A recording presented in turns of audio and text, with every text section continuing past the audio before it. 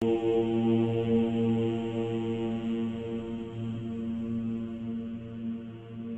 नमः शिवाय। भारत माता शिव शक्ति अवतार। आज है 27/11/2024। रिवाइज डेट है 2/1/1966। मीठे बच्चे, यह तुम्हारा अंतिम जन्म है। तुम पवित्र बन मेरे द्वारा स्वर्ग का राजभाग लो। मुझे याद करो तो विकर्म विनाश होंगे। कितना सहज है। बच्चे बाबा को पत्र में लिखते हैं, बाबा फलाने की बुद्धि का ताला खोलो। बाबा कहते हैं खुलना तो जरूर है, तुम्हारी बुद्धि का भी अभी ताला खुला है ना। कुछ भी नहीं जानते थे, अभी बाबा ने ताला खोला है। माया ने गोदरेज का ताला ऐसे लगा दिया है जो समझते नहीं कि भारत स्वर्ग था। 84 जन्म के बदले 84 लाख जन्म कह देते हैं। 84 जन्मों को ही नहीं समझ सकते हैं तो 84 लाख जन्मों को कैसे समझ सकेंगे। अभी बाबा 84 जन्मों का राज बैठ समझाते हैं। कहते हैं बच्चे, अभी तुमको नई दुनिया में चलना है। परम पिता परमात्मा जो नई संप्रदाय रचते हैं, ब्राह्मण धर्म, वो ही फिर देवता बनेंगे। शूद्र से ब्राह्मण बने हैं पवित्र बनने लिए। यह है पवित्र बनने का संगम युग। पतितों का विनाश होता है। अभी तुम संगम पर हो, ब्राह्मण धर्म में हो, फिर पीछे देवता बन जाएंगे। बाबा आकर ब्राह्मण और देवता धर्म स्थापन करते हैं। देवता बन जाएंगे, फिर ब्राह्मण धर्म गुम हो जाएगा, देवता धर्म होगा, फिर क्षत्रिय धर्म होगा। यह तो अपन ही जानते हैं। अभी है शूद्र धर्म, फिर ब्राह्मण, देवता, क्षत्रिय धर्मों की स्थापना होती है। अभी तुम सब पुरुषार्थ कर रहे हो। बच्चों को पुरुषार्थ बहुत अच्छा करना है। तुम कल्याणकारी बाप के संतान, कल्याणकारी मददगार बनते हो। बाबा कितनी सहज कहानी बैठ बताते हैं। आज से 5000 वर्ष पहले नारायण का राज्य था। वो पूज्य थे, पीछे उतरती कला होती है। 100 देवता से फिर क्षत्रिय बने, वैश्य बने। 84 जन्म तो लेने ही है ना। सीढ़ी उतरते हैं, ब्राह्मण हैं छोटी।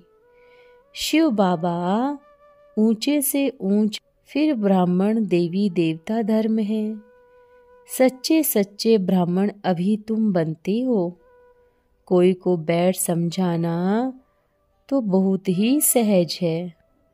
कुछ न कुछ समझाने का पुरुषार्थ करना चाहिए। शिव बाबा को याद करते रहो। हम शिव बाबा की संतान हैं। इस याद से भी तुम नई दुनिया में जाएंगे। कोई की तकदीर में ही नहीं है तो बाबा क्या कर सकते हैं। बाबा का आज्ञाकारी तो बनना चाहिए ना। बाबा समझाते रहते हैं बच्चे, एक तो यात्रा पर मस्त रहो। कितने बच्चे याद की यात्रा पर भी नहीं रहते, शिव बाबा को याद नहीं करते। अगर याद करते हो तो औरों को भी याद कराना चाहिए ना। गाते भी हैं बाबा, आप आएंगे तो आपके ही हम बनेंगे, दूसरा ना कोई। पतित पावन एक निराकार के सिवाय किसको भी नहीं कहा जा सकता। बच्चों की सर्विस में बुद्धि चलनी चाहिए।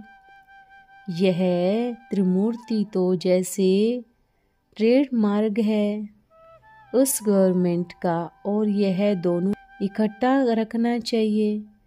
ओ परमेश्वर बाबा, तो हम दिखाते हैं यह ईश्वरीय गवर्नमेंट इनकॉग्निटो वो असुरी गवर्नमेंट कॉग्निटो, दोनों कोर्ट ऑफ अमर्स रखने चाहिए।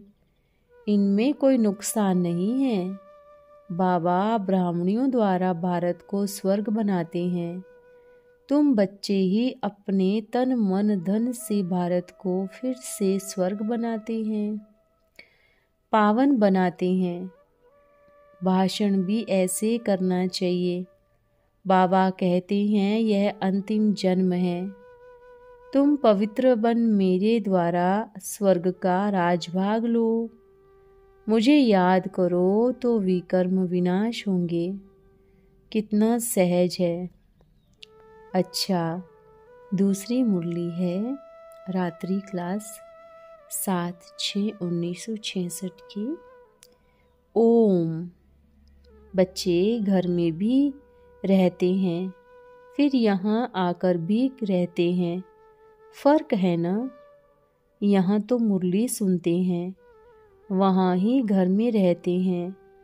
यहाँ आते हो धारणा करने के लिए, फिर धारणा करानी भी है। अपने से पूछना है, हमने कोई बुद्धिहीन अंधे को रास्ता बताया? जब तक बच्चियाँ यह सर्विस नहीं करेगी, कांटों को फूल नहीं बनाएंगी, तो ब्राह्मण कैसे कहलाएंगे? ब्राह्मणों का काम है शूद्रों को ब्राह्मण बनाना। क्रिश्चियन लोग हिंदू को क्रिश्चियन बनाते हैं। तुम्हारा फिर धर्म है शूद्रों को ब्राह्मण बनाना, जो फिर ब्राह्मण से देवता बने। जब तक ब्राह्मण नहीं बना तो देवता भी नहीं बन सकते। ब्राह्मण हैं पक्के वैष्णव। वो जो वल्लभाचारी लोग हैं वो कोई वैष्णव नहीं, बल वेजिटेरियन है। परंतु वैष्णव उनको कहा जाता है जो विष्णुपुरी का मालिक बनने पुरुषार्थ करते हो। वो कोई विष्णुपुरी का मालिक बनने पुरुषार्थ नहीं करते। वैष्णव सिर्फ विष्णुपुरी के देवताओं को कहा जाता है। नाम बहुत रखा है। वैष्णव लोग कृष्ण के मंदिर को संभालते हैं।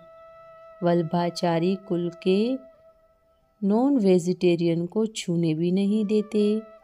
भिखारी भी रहते हैं, सिर्फ मंदिर के बड़े हैं। उस बात में अपने को वैष्णव समझते हैं, किसको छूने भी नहीं देंगे। वास्तव में तुम ब्राह्मण कुल भूषणों को कितना नशा रहना चाहिए। हम ईश्वरीय कुल के हैं। ईश्वर हमारा दादा है। ब्रह्मा के हम बच्चे हैं। हम ईश्वर की फैमिली के हैं। तुम मात पिता, हम बालक तेरे, तो फैमिली हो गई ना। ईश्वरीय कुटुंब कहा जाता है। तुम ईश्वरीय कुटुंब के हो और सब है आसुरी कुटुंब के। वो ईश्वर को जानते ही नहीं। तुम रात दिन बाबा बाबा कह याद करती हो। तुम बहुत ऊंच कुल की हो। तुम ब्रह्मा की औलाद बहुत ऊंच कुल की हो। तुम्हारी बुद्धि में मूल वतन और विष्णुपुरी है। विष्णुपुरी में जाएंगे तो वहाँ बाबा और घर, मूल वतन याद नहीं होगा। यह सिर्फ अभी तुमको याद है। बादशाही में यह याद नहीं रहती। इस समय तुमको सब कुछ याद रहता है। शिव बाबा को बहुत कहते हैं, बाबा आप जानी जाननहार हो, हमारे अंदर को जानते हो। बाबा कहते हैं मैं कोई के अंदर को नहीं जानता हूँ। मुझे क्या पड़ा है जो इतने सबका बैठ या ख्याल करूँगा। मैं हूँ ही पतित पावन। आता हूँ तुमको श्रीमत देने कि मुझे याद करो। यह नहीं समझना चाहिए शिव बाबा तो जानी जाननहार है। बाबा तो कल क्या होगा वो भी नहीं जानते। अगर जानते तो बताते। हम पूछते हैं यह सख्त बीमारी है, क्या होगा? बताओ, जिएगा या मरेगा? बाबा कहते हैं यह मैं नहीं जानता हूँ। फिर तुम तो यह घड़ी घड़ी पूछते रहेंगे। रचता रचना को जानना है, वो तुमको रचना की आदि मध्य अंत का नॉलेज देते हैं। बहुत होंगे जो विकार में जाते होंगे और क्लास में भी आते होंगे। इस इंद्र की सभा में कोई भी विकारी को ब्राह्मणी ले आती तो दोनों को बहुत कड़ा पाप चढ़ जाता। पारस बुद्धि बनने का पुरुषार्थी फिर ऐसा कोई काम करते हैं तो पत्थर बुद्धि बन जाते हैं। इनकी बुद्धि भ्रष्ट हो जाते हैं। क्यों लाया?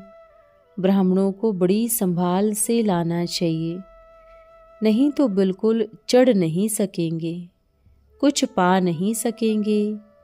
विकार में जाता होगा, उनको ब्राह्मणी ले आई तो दोनों पापात्मा बन पड़ती हैं। बाबा कहती मैं युक्ति बतलाता हूँ, पावन कैसे बनूं। अगर भूल करेंगे तो 100 गुना दंड पड़ जाएगा, दुर्गति को पा लेंगे। दंड देने वाला धर्मराज है ना, उनकी डिपार्टमेंट अलग है। बाबा किसको सजा नहीं देते, यह धर्मराज की डिपार्टमेंट है। योग लगाओ तो पाप भस्म होंगे।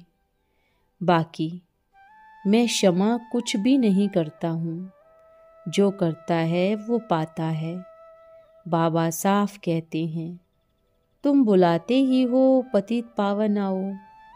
तुमको बहुत सिंपल बात समझाते हैं। पतित से पावन होने का रास्ता ही एक है। बाबा की याद से विकर्म विनाश होंगे। अगर फिर विकर्म करेंगे तो और ही ज़्यादा सजाएं खानी पड़ेंगी। पतित राजधानी में भी साहूकार गरीब हैं। स्वर्ग की है पावन राजधानी, उसमें भी साहूकार भी हैं, गरीब भी हैं। बाबा को अच्छी रीति याद करते रहना है, सबूत देना है।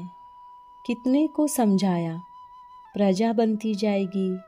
प्रजा में भी ऐसे निकलते हैं जो आप समान बनाते हैं। भारत में भी देवताओं के पुजारी बहुत बुद्धिवान थे। रावण ने पत्थर बुद्धि बना दिया। बाप समझाते हैं गीता सुनाने वाले के पास जाकर बैठो। अखबार में पढ़ा था, उनको लिख सकते हो कि जो पहला शंकराचार्य था वो भी गीता को नहीं जानता था। गीता का रचता कौन है वो भी नहीं जानते थे। परंतु ऐसे कोई बच्चे फट से जवाब नहीं देते। सर्विस के शौक वाले अखबार भी पढ़ सकते हैं। गीता का उपदेश देने वाला देख झट लिखो, यह गीता तो बिल्कुल नहीं जानते। गीता का भगवान कौन है यह भी नहीं जानते। भगवान तो ज्ञान का सागर है। गीता पढ़ने से मनुष्य पतित बनते, फिर पतित पावन बाबा ही आए सबको पावन बनाते हैं। शिमले में नैनीताल में प्रदर्शनी हुई। लिखते हैं इतने लोगों से लिखवा कर लिया, कोई ने अच्छी रीति नहीं लिखा। वो हमारा बाबा है जिससे 21 जन्मों का वर्षा मिलता है। बाबा गीता का भगवान है, सर्वव्यापी नहीं है। ब्रह्मा द्वारा 21 जन्मों का वर्षा शिव बाबा दे रहे हैं। यह बुद्धि में पक्का नहीं बैठता। इतनी बाबा के बच्चे सब उनसे वर्षा ले रहे हैं। निश्चय बैठ जाए तो मिलने बिगर 1 सेकंड भी ठहर न सके। तुम बच्चे बाबा को याद करने बिगर रह न सके। बाबा के साथ बहुत प्यार चाहिए, बहुत योग चाहिए, तब तुम सर्विस कर सकते हो। बोलो बेहद का बाबा स्वर्ग का वर्षा दे रहे हैं। तुम माताओं को खड़ा होना है, तरस पड़ना चाहिए। मंदिरों में बिचारे जाते हैं, उनको बताना चाहिए यह कौन है। तुम बच्चों को दर दर भटकना नहीं है, रास्ता बताना है। बाबा कहते हैं मुझे याद करो, बाबा का परिचय देते रहो। चक्र को और बाबा को याद करो तो बेड़ा पार हो जाएगा। बाबा सर्वव्यापी नहीं है, बाबा बेहद का बाप है, पतित पावन है। वो ही आकर पावन दुनिया बनाते हैं। वह याद रहना चाहिए तो सदैव खुशी में रहेंगे। तुम्हारी खुशी का कोई अंत पा न सके। बाबा कहते हैं मुझे याद करो। चक्र तो बहुत सहज है। भक्ति मार्ग है रात, ज्ञान मार्ग है दिन। अभी तुम रात से दिन में जाते हो। तुम पत्थर के पर्वत को फेंक सोने का पर्वत स्थापन कर रहे हो। गोवर्धन पर्वत की बहुत पूजा होती है ना, फेरी पहनने की तो दरकार ही नहीं। हाँ, तुम कंगाल भारत को सिरताज बनाते हो। बाबा कहते हैं पढ़ा हुआ सब भूल जाओ, मुझे और रचना के आदि मध्य अंत को जानो। पवित्र बन बाबा को याद करो तो भूले चूके खत्म हो जाएगी। पैसे आदि की तो कोई बात ही नहीं है। गुनाह तो कल्प कल्प किए हैं, बता नहीं सकते। तुमको सजा माफ करानी है तो तुम याद करते रहो। आशीर्वाद करने की बात नहीं, यहाँ की रस्म रिवाज दुनिया से न्यारी है। इसलिए कहते हैं बाबा तुम्हारी गतमत तुम ही जानो। कोई भी गुरु गोसाई से व शास्त्र आदि से सद्गति हो नहीं सकती। कोई भूल करते हैं तो कहता हूँ तुम तो भक्त हो। स्वर्ग में कब कोई से भूल नहीं होती। बाबा कहते हैं किसको भी दुख नहीं देना, नहीं तो धर्मराज के डंडे खाएंगे। इसलिए कब भी किसको दुख नहीं देना। बाबा सुख देने आते हैं, दुख हरता सुख करता। तो तुमको दुख करता थोड़ी ही बनना है। शिव बाबा की याद से तुम्हारे विकर्म विनाश होंगे। गीता में लिखा हुआ है लड़ाई के मैदान में जो मरेंगे स्वर्ग में चला जाएगा। यह समय है स्वर्ग में जाने का, बाकी तो कोई स्वर्ग में जाता नहीं। यह अंतिम समय है। इसलिए कहा जाता है शिव बाबा को याद करो तो तुम स्वर्ग में चले जाएंगे। अपने को बचाना है। यह जीवन बहुत अमूल्य है। बीमारी आदि से तंग नहीं होना। शिव बाबा को याद करते रहेंगे तो जन्म जन्मांतर के पाप कटते जाएंगे। शिव बाबा की याद में मर जाए तो कितना फायदा। यह है समय स्वर्ग में जाने का। नर्क खत्म हो जाना है। जितना हो सके बाबा को याद करना है। विकार में गया खत्म। तुम बच्चों को पाप से बहुत डरना है, उसमें भी विकार से बहुत बचना है। काम महाशत्रु है। कर्म इंद्रियों से पाप नहीं करना। माया बहुत तंग करेगी। भागना नहीं है, यहाँ बहुत मेहनत है।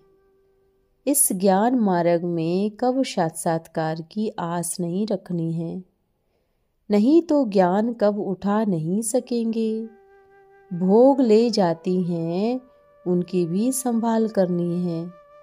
इससे फायदा कुछ नहीं, परंतु भोग की रस्म रिवाज है तब जाती है। इन बातों से फायदा नहीं। फायदा है बाबा और सृष्टि चक्र जानने में। कब भी ख्याल नहीं करना साक्षात्कार हो, जरा भी फायदा नहीं। कोई आशाएं नहीं रखो, नुकसान ही है। आंखें बंद करके भी निष्ठा में नहीं बैठना।